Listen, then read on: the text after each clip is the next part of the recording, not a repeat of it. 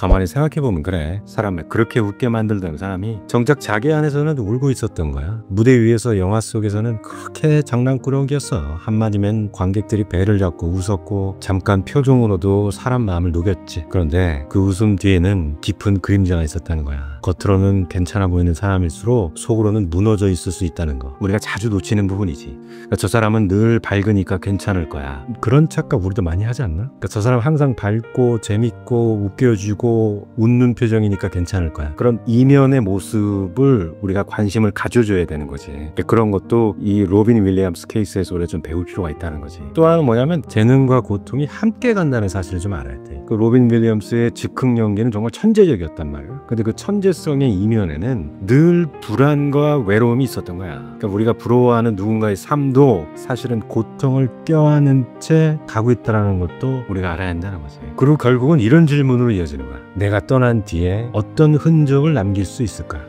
물론 뭐 사람이 꼭 세상에 어떤 흔적을 남기고 이름을 남기고 그래야만 뭐 삶의 의미가 있는 건 아니겠지만, 로빈은 지금 없지만 우리가 그의 영화를 보고 그의 농담을 떠올리면서 여전히 웃잖아. 그게 이제 그의 진짜 유산인 거지. 이런 생각도 들어. 그러니까 정신의 고통도 분명히 병이야. 몸이 아프면 병원 가듯이 마음이 아플 때도 도움을 받아야 하는 거지. 그런데 세상은 아직도 그걸 잘 못 알아주는 것 같아. 그래서 우리라도 가까운 사람한테 너 괜찮아? 하고 이렇게 한마디를 이거를 건네야 되는 거라고. 로빈 윌리엄스 주변에서도 그 사람이 항상 남들을 그렇게 즐겁게 해주니까 본인도 즐거운 줄 알고 당연히 괜찮겠지라는 생각에 괜찮아? 아픈 데는 없어? 걱정하는 건 없어? 요즘 고민은 뭐야? 라고 물어본 사람이 별로 없는 거야.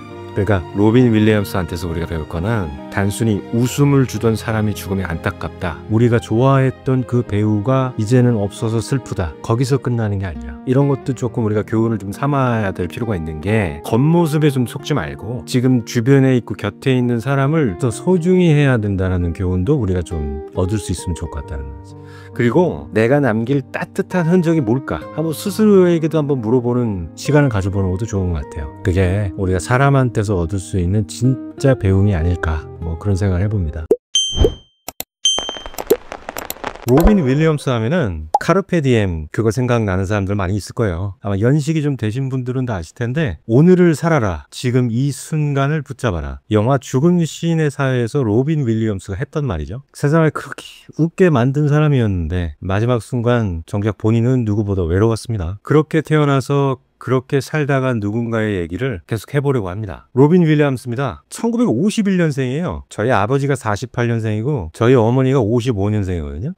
그럼 어느 정도 되나? 작은 아버지? 큰 이모? 뭐 이런 정도 느낌이 있겠네, 나한테는. 1951년 7월생입니다. 시카고에서 태어났습니다. 아버지가 자동차 회사 임원이었어요. 자동차 회사 임원의 아들로서 겉으로는 부족할 게 없는 그런 집이었습니다. 근데 부모님이 늘 바빴고 애는 혼자 그 큰 집을 돌아다니면서 놀아야 했으니까 외로울 거 아니에요. 그래서 로빈 윌리엄스가 어렸을 때 제일 많이 했던 게 그 장난감 가지고 또는 인형 가지고 그 목소리를 자꾸 바꿔가면서 혼잣말을 그렇게 했대요. 그래서 로빈 윌리엄스가 성대모사도 되게 잘하잖아요. It's intense, you can't.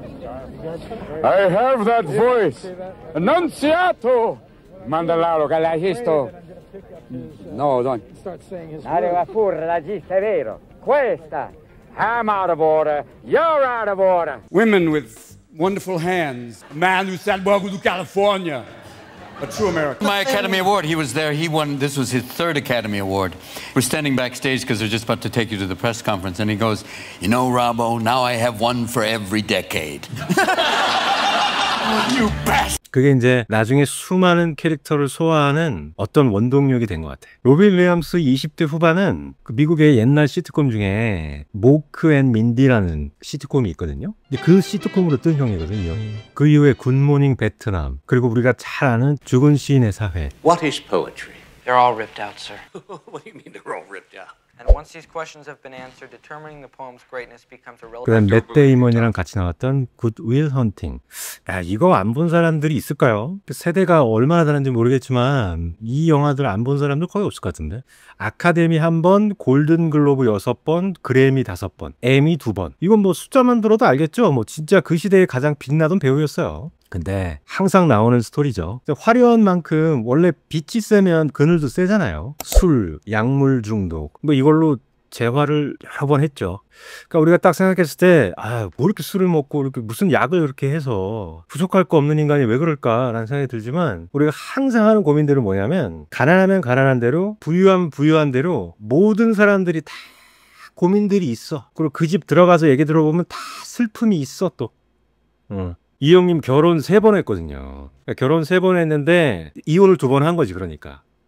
이게 미국에서 이혼해가지고 폐가 망신한 형님들 되게 많아요, 은근히.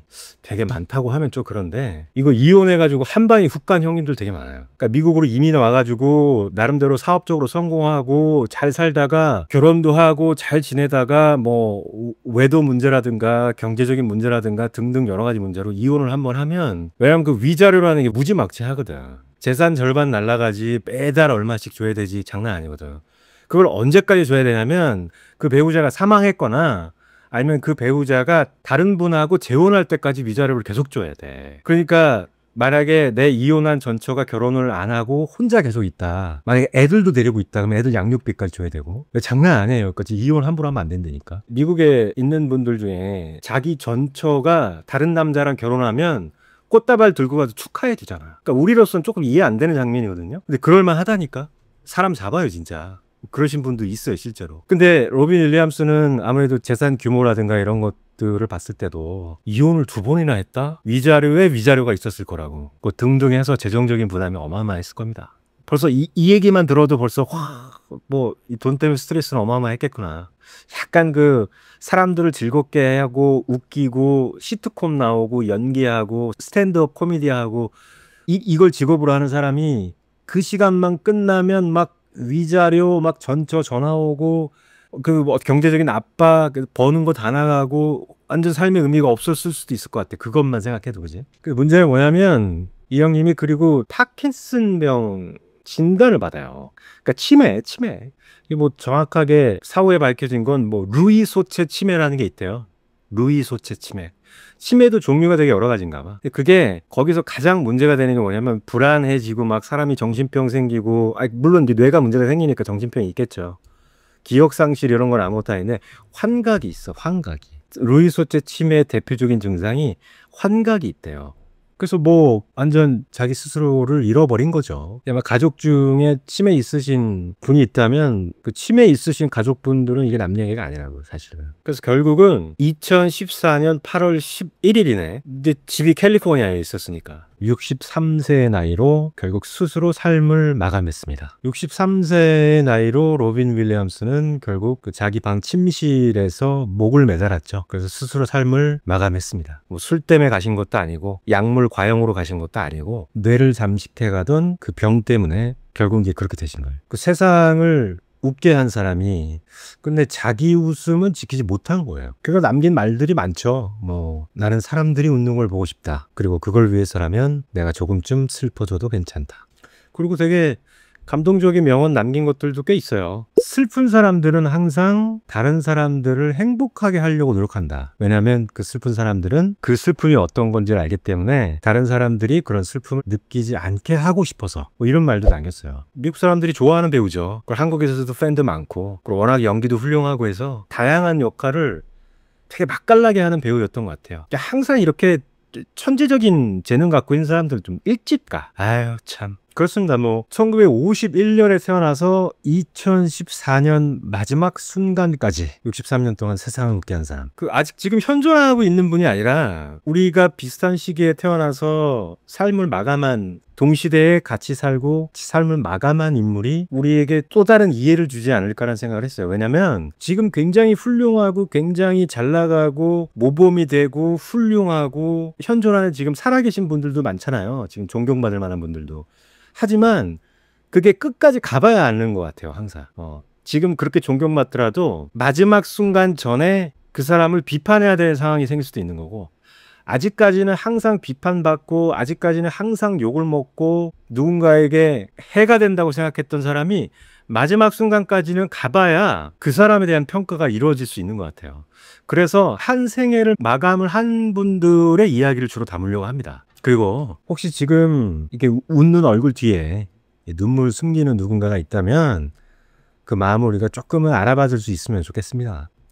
이렇게 짧게라도 우리랑 같이 살았던 어느 누군가에게 이분한테 우리가 배울 게 뭐가 없을까? 교훈을 삼을 건 뭐가 없을까? 나를 돌아볼 수 있는 자아 성찰의 계기가 될 포인트는 뭘까? 그런 살아있는 케이스들을 우리가 하나하나씩 공부하면 도움이 될 거라고 생각합니다. 저도 잘 정리해서 앞으로도 계속 소개해 드리겠습니다. 로빈 윌리엄스였습니다.